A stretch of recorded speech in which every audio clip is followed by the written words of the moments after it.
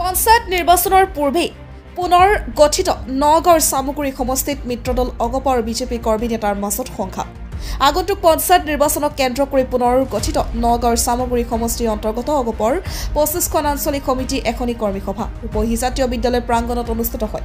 সমষ্টি পৰিষদৰ সভাপতি আবু বক্কাৰ সিদ্দিকৰ পৌৰহিত্যত অনুষ্ঠিত হোৱা কৰ্মী সভাত আগন্তুক পঞ্চায়ত নিৰ্বাচনৰ ওপৰত গুৰুত্ব সহকাৰে আলোচনা কৰা হয় যেহেতু সামগ্ৰী সমষ্টিত অগপ বিজেপিৰ মাজত মিত্ৰতা আছে আৰু আগন্তুক পঞ্চায়ত নিৰ্বাচনত সমষ্টিটোত অগপ সমৰ্থিত প্ৰাৰ্থীয়ে প্ৰতিদ্বন্দ্বিতা কৰিবলগীয়া গাঁও পঞ্চায়ত আৰু জিলা পৰিষদৰ সমষ্টিসমূহৰ ওপৰত কেন্দ্ৰীয় নেতৃত্বক সিদ্ধান্ত ল'বলৈ অনুৰোধ জনায় সদ্য সমাপ্ত উপনিৰ্বাচনত অগপ কৰ্মীয়ে নিস্বাৰ্থভাৱে প্ৰচাৰ চলোৱাৰ বাবেই মিত্ৰদল বিজেপি প্ৰাৰ্থী দীপ্লুৰঞ্জন শৰ্মাই সমষ্টিটো কংগ্ৰেছৰ হাতৰ পৰা কাঢ়ি আনিবলৈ সক্ষম হৈছিল বুলি মত পোষণ কৰে অগপ কৰ্মীসকলে সমষ্টিটোত আঞ্চলিকতাবাদী দলটোৰ সবল সাংগঠনিক ভেটি থকালৈকে চাই অগপ বুজন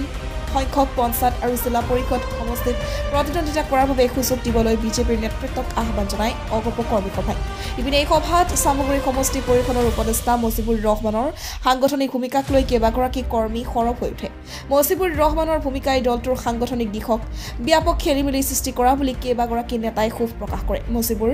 অগপৰ উপদেষ্টা পদবীত থাকি কংগ্ৰেছ ত্যাগ কৰা কৰ্মীক বিজেপিত যোগদান কৰোৱা অভিযানত অব্যাহত ৰখা বুলি গুৰুতৰ অভিযোগ তুলি তেওঁক অতি শীঘ্ৰে উপদেষ্টা পদবীৰ পৰা অপসাৰণ কৰাৰ দাবী জনাই একাধিক কৰ্মীয়ে আমাৰ পটককে আমি যোৱাকালি এটা সিদ্ধান্ত লৈছিলোঁ যেহেতু আমাৰ পঞ্চায়ত নিৰ্বাচন সমাগত আমাৰ সামগ্ৰী সমষ্টিত 25টা পঞ্চায়ত আছে আমাৰ 25টা আঞ্চলিক পৰিষদ আছে আমি আগন্তুক নিৰ্বাচনৰ পঞ্চায়ত নিৰ্বাচনৰ উপলক্ষে এটা আলোচনাৰ কাৰণে আজি এই সভাত আমি ৰূপী কলেজৰ সন্মুখত ৰূপী জাতীয় বিদ্যালয়ত এখন সভা অনুষ্ঠিত কৰিছোঁ আজিৰ এই সভাত আমাৰ সকলো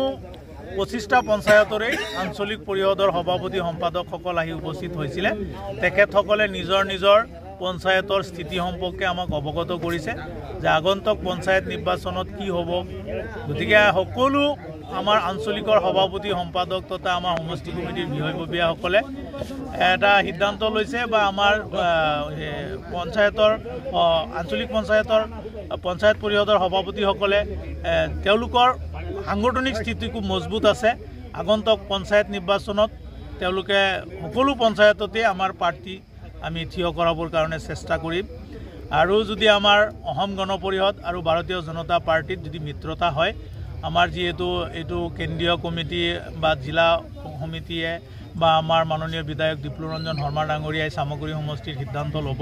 গতিকে তেওঁলোকে যদি মিত্ৰতাৰ সিদ্ধান্ত লয় আমি নতহিৰে আমি এই মিত্ৰতাত আদৰণি জনাই আমি আগন্তুক পঞ্চায়তত নিৰ্বাচনত অৱতীৰ্ণ হ'ম